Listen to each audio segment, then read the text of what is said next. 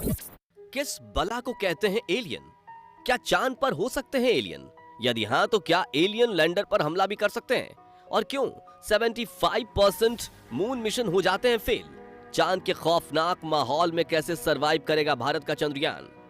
चांद से आई कामयाबी की और तस्वीर। दोस्तों, चांद पर मिशन भेजने का सक्सेस रेट सिर्फ 27% है।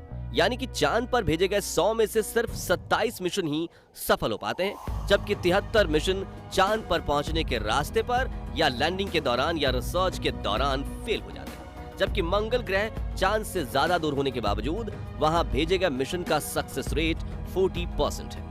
ऐसे में इन मिशंस के फेल या पास होने में से मुख्य 3 चीजें जुड़ी होती हैं। वहां जाने का रास्ता, लैंडिंग और रिसर्च प्रोसेस।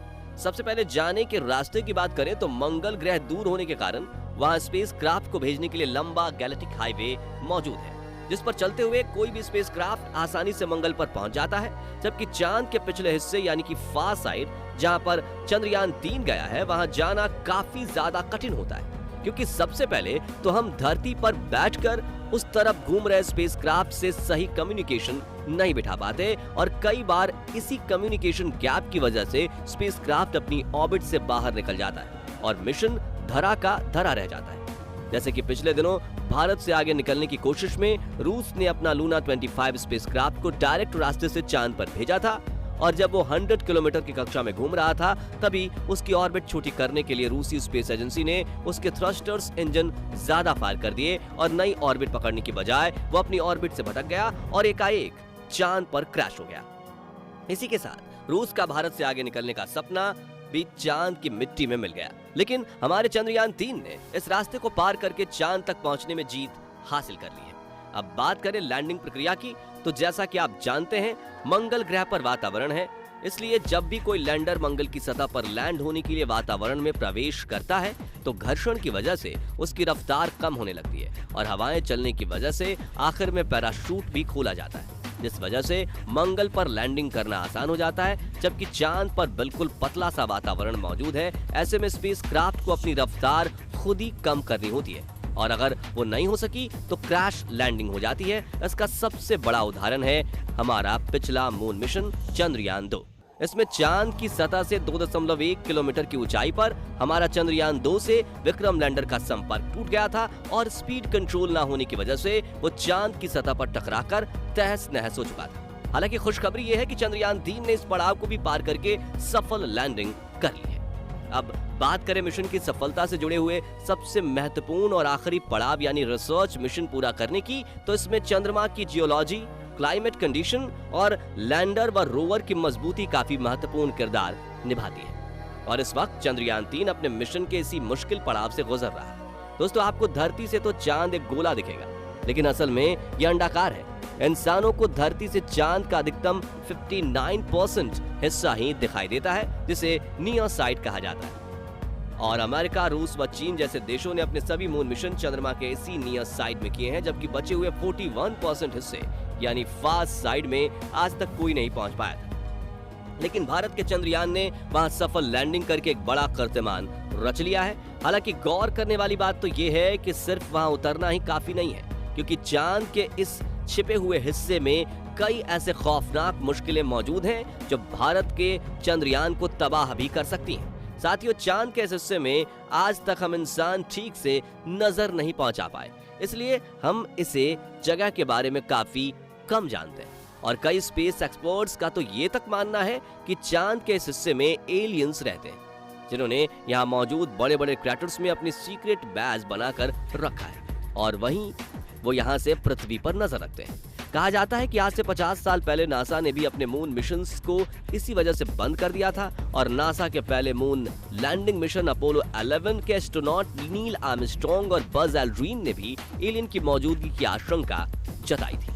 मिशन पूरा होने के कई सालों बाद एक डॉक्यूमेंट्री में एस्ट्रोनॉट बज एल्ड्रिन ने इस बात को इशारे में कहा था कि जब वो चांद पर उतरे थे तो एक बड़ी सी लाइट उनका पीछा कर रही थी और टेक्निकली ये वो यूएफओ यानी अनआइडेंटिफाइड फ्लाइंग ऑब्जेक्ट था, जो इतनी ज्यादा एडवांस टेक्नोलॉजी से बना हुआ था जिसकी इंसानों ने कल्पना तक नहीं की थी।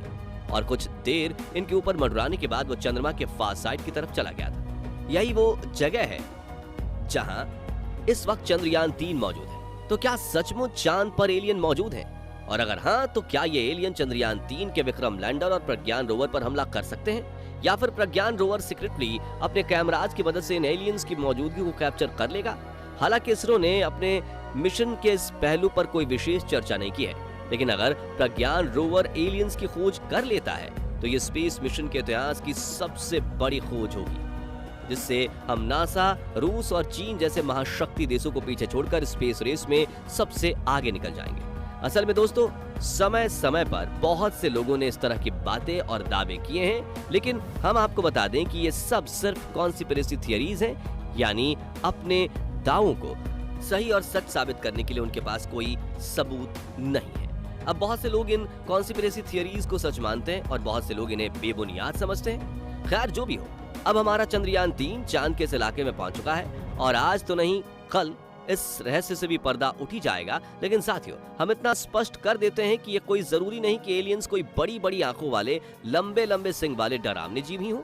एलियंस का मतलब है नई दुनिया का जीव, यानी हमारे पृथ्वी के अलावा इस समय ब्रह्मांड में पाए जाने वाले सभी छोटे और बड़े जीव को एलियन कहा जाता है। यानी चांद पर किसी भी रूप में पानी मिलता है तो वहाँ बैक्टीरियाज और वायरस जैसे एलियन होना भी संभव है। लेकिन फिर भी आपके मन में एक सवाल तो जरूरी आ रहा होगा कि जब चांद पर ऑक्सीजन है ही नहीं तो कोई जीव ऐसे कैसे वहाँ पनप सकता है? तो इस सवाल का जवाब हमारी पृथ्वी पर मिलता है, क्योंकि पृथ्वी पर कई ऐसे बैक्टीरियाज पाए जाते हैं जिन्हें जीवित रहने के लिए ऑक्सीजन की जरूरत ही नहीं है। इस तरह के बैक्टीरियाज को अनॉक्सी बैक्टीरिया कहते हैं। खैर, जो भी हो, हमारा चंद्रयान इससे स्पष्ट करने की कोशिश तो जरूर ही करेगा।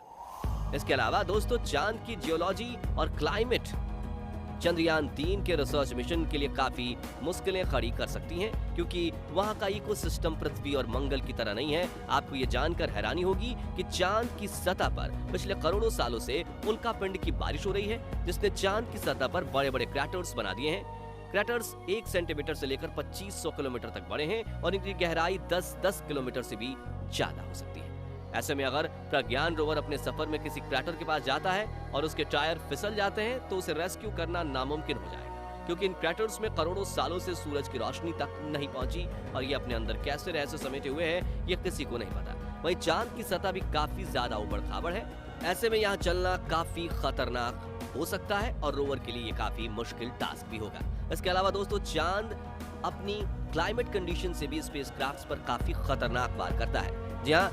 जहां दिन के समय चांद का तापमान 120 डिग्री सेल्सियस तक पहुंच जाता है, तो वहीं रात के समय यह तापमान धीरे धीरे घटकर -230 डिग्री तक चला जाता है। ऐसे में तापमान में होने वाले इतने बड़े बदलाव की वजह से कई बार लैंडर और रोवर पर लगे उपकरण काम करना बंद कर देते हैं। और आपको ये जानकर ताज्जुब होगा कि इसरो ने चंद्रयान 3 के उपकरण बनाने में कई साल लगा दिए, लेकिन फिर भी ये उपकरण चांद के -डिग्री तापमान में काम करने योग्य नहीं बन पाए हैं। इसलिए इसरो ने दिन के समय में विक्रम लैंडर को चांद पर उतारा है, यानी अगले 14 दिन चांद के इस हिस्से में दिन बना रहेगा और यही चंद्रयान 3 मिशन की अवधि है, जिसके बाद रात होते ही विक्रम लैंडर और प्रज्ञान रोवर के सोलर पैनल काम करना बंद कर देंगे और चार्जिंग खत्म होने पर ये दोनों बंद हो जाएंगे और सदियों तक चांद के इस इलाके पर पड़े रहेंगे।